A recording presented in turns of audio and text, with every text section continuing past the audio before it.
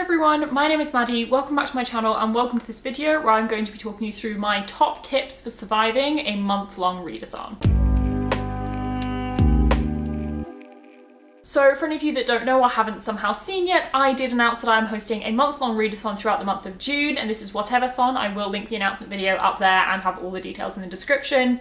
But this is a readathon that is running through the whole month of June, and I know from previous experience and from what other people have said, month-long readathons can be quite a lot. There's a lot going on, it's a long time to keep your energy up and keep yourself sustained. So I thought I would talk you through some of the things that really helped me for month-long readathons, and maybe some of these things will work for you as well, and hopefully you can then have a really good month in June taking part in WHATEVER-thon, or any other month-long readathon that you are doing.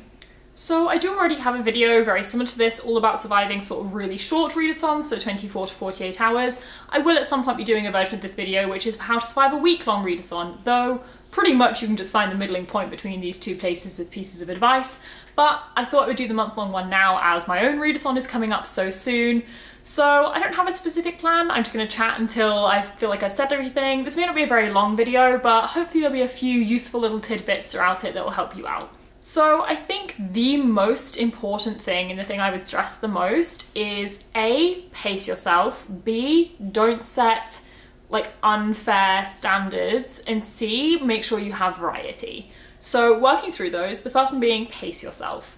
A thing I have done so many times with month-long readathons is like starting the month so panicked that I'm not going to get through everything that I want to, that I start really strong and read like a huge amount in the first week or the first weekend, and then completely burn myself out and don't read anything for the whole rest of the readathon. The problem with this is then you actually end up just reading less than if you'd read like you normally would in a month, and I just feel like you can end up really not enjoying the month because you spend the whole second half of it really frustrated that you're not reading anything, you're not taking part, you're getting further and further from your goal, and it can be really annoying. So pace yourself. Maybe try and read a bit more than you normally would in a month if that's what you're wanting to do, but don't try and get it all done in the first week. You have like 4 to 5 weeks to get everything you want to get done. And also pay attention to what you've got going on in the month. If you know that you've got like a really busy first half of the month and you've got a really chill second half, know that you're going to push it towards the end. Don't panic and get disheartened if halfway through you've not made it where you want to. And I think this goes as well of, as I said, don't get disheartened if you've not made it. Most people perform well under pressure, so there's a good chance you'll pick it up at the end, and even if you don't, it doesn't matter. A month is a really long period of time, and being able to predict in advance exactly how you're going to be feeling and what you're going to feel up to doing for a whole month is a lot, and that's really difficult to do. So really don't get down on yourself if the goal you set isn't something you can hit. It doesn't matter, you still did really well, you still read more than if you'd done nothing at all, so just don't feel bad about it and enjoy what you are doing. And I think that's going to go across all of these, is the main point of a readathon is to have fun. Yes, you may want to use it to read lots of books and achieve lots of things and meet people, but the whole point is just to have fun. So if you're getting so pent up over it and not hitting your goal that you're not enjoying it, maybe you just need to rethink like why you're taking part. And if you are doing it just for a goal and it is frustrating, I 100% get that. But please have fun with it. If you're not having fun, then what's the point? As I said, the second thing is setting goals. By this, I don't even so much mean like, don't say you're gonna read 20 books when you normally read 10. It's more giving yourself flexibility. I think that's really important. So for example, for June, I've set myself the goal of reading 12 books. That is a lot more than normal for me, but I know that I've got a couple of weeks off work, so it should definitely be possible. But I think the biggest thing for me in month-long readathons versus something like even a weekend or a week is not to necessarily set this like really strict list of books you're going to read. And this may just be me. Some people work really well with these really intense TBRs and stick to them exactly. I personally, if I have no space for flexibility in the month, I get frustrated, and all it takes is me not being in the mood for one of those books and my whole reading is out of the window. So I have to have that space for flexibility. I have to be able to pick up a book when I fancy it or switch up my TBR. And I completely understand that a lot of readathons you have to pre-declare your TBR, it has to be in a certain order and all of these things. But if that doesn't work for you, there is absolutely no shame in that. Like, no one is policing a readathon. You do it in whatever way you want to.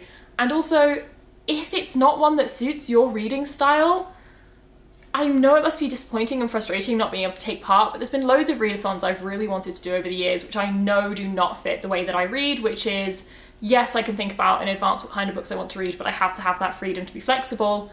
As there's been readathons in the past I've just chosen to not take part in because I know it won't work for me. I personally have to design my TBR as the month goes on. I have to develop it as the month goes on. I have to change it. I have to be able to pull in some extra books and possibly even take some off. It's just, I just have to. There's no way I could decide all like 8 to 10 books I'm going to read in a month in advance, absolutely stick to it with no changes, read them in a set order.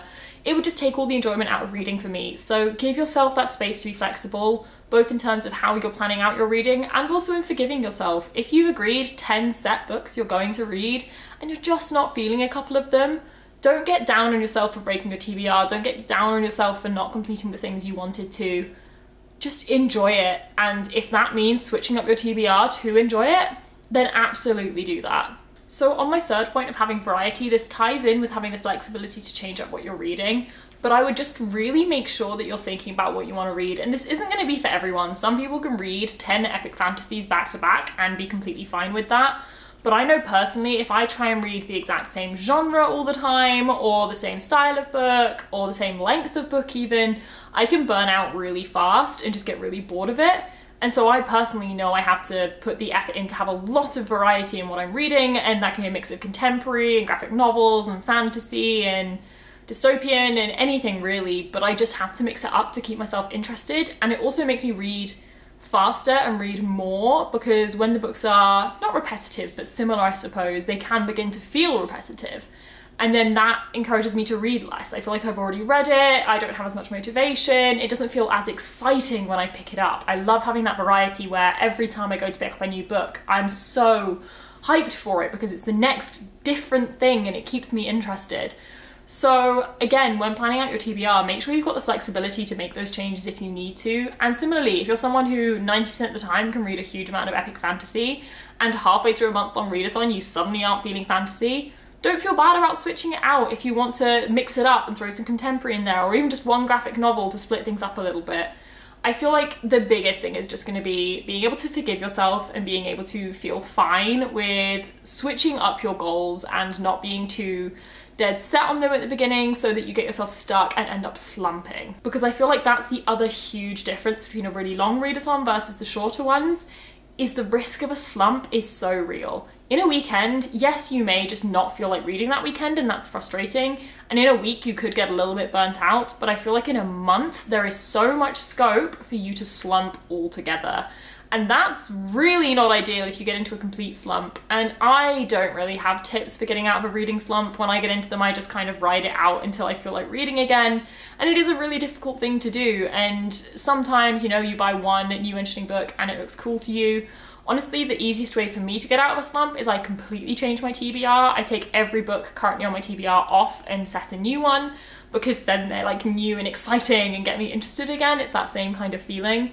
But slumps are very possible in a month-long readathon. So my two things for this would be, number one, don't get down on yourself if you get in a slump. Everyone goes through them. The chance of it happening isn't, you know, tiny in such a long period of time. But if it happens, then kind of so be it. It's really frustrating, and I've been there many times where I want to be taking part and I end up in a slump instead, and it's so annoying. But your slump is only going to get worse if you get down on yourself about it. If you can stay positive and just be excited about the bits you can be, I guess fingers crossed it'll pick back up for you. The other big thing I would say for a month-long readathon is to really get involved. This is, again, absolutely not for everyone, but it really helps me if I know other people taking part and chat to other people taking part and like follow the accounts on Twitter and see what's going on.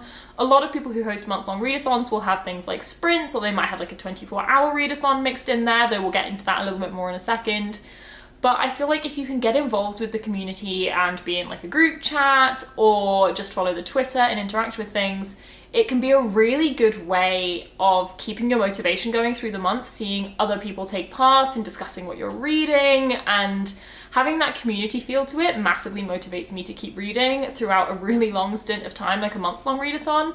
Again, that's not going to be for everyone, but it personally works extremely well for me, so I thought I would recommend it. And similarly to that, as I said, things like 24-hour readathons, keeping an eye on the Twitter account for long readathons is a really solid idea, assuming the host is using Twitter, because often they will announce small extra mini events going on throughout the month, again to increase the variety. Instead of just reading a bit every day like you would in a normal month, they might host a 24-hour or a weekend readathon or something like that within it, to do like one little sprint, one burst of reading to really keep you going and get you going with it. And personally, I find these both extremely productive and super motivating. So they not only mean I read a lot in that weekend, which is fantastic, they also really kickstart my brain and my like motivation to keep reading for the weeks after, especially if they're like around the last week for Readathon. It's like, right, you've only got a week left, kickstart this, get your stuff going, and then absolutely just smash out to the end of the Readathon and get as much done as you can. But again, that's just me, may or may not be the same for you, but if the host isn't doing something like a small 24-hour Readathon within it, do one for yourself. Just decide one weekend, if you've got a free weekend, like you're really gonna dedicate yourself to reading that weekend. And I mean, almost all of these tips work for just a general month of reading. But for especially something like a readathon where other people are taking part, put a tweet out saying, I'm gonna do a 24-hour readathon for this readathon this weekend. Does anyone want to join me?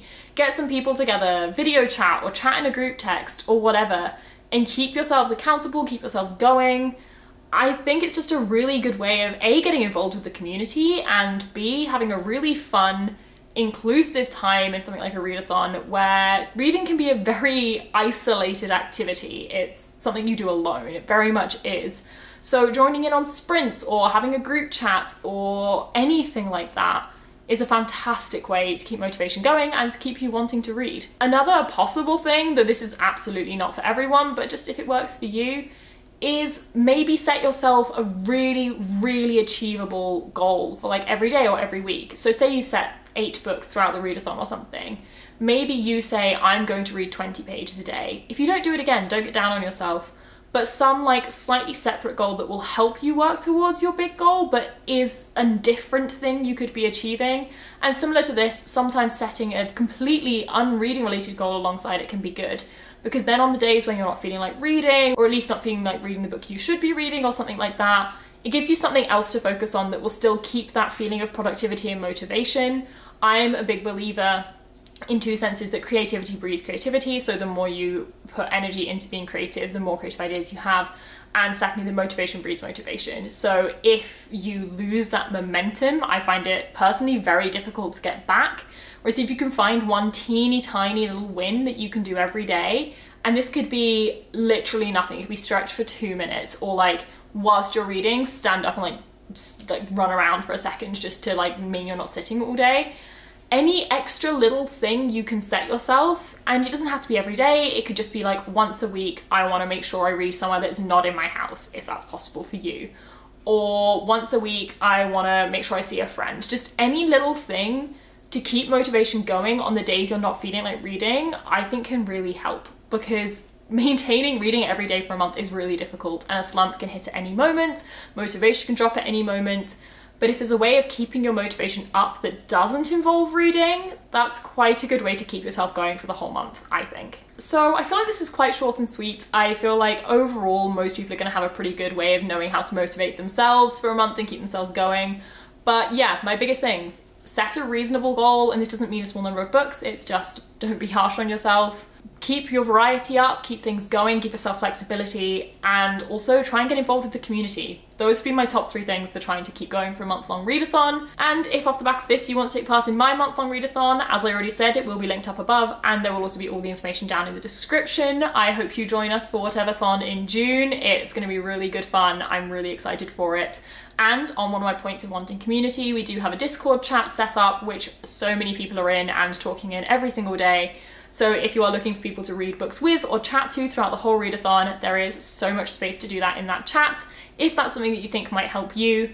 But that is it for the video, so I hope you enjoyed it. Give it a like if you did. Comment down below like any month-long readathons you're planning to do soon, your survival tips for them. I'm sure you can have some things that will really help others as well. Let me know if you're taking part in WHATEVER-thon. Subscribe if you'd like to see more content from me. Links down below are links to all of my social media, as well as things like read-alongs and readathons that I host, and my Patreon and my wishlist if you want to check out any of those. But that is it for the video, so bye, and I'll see you in the next one.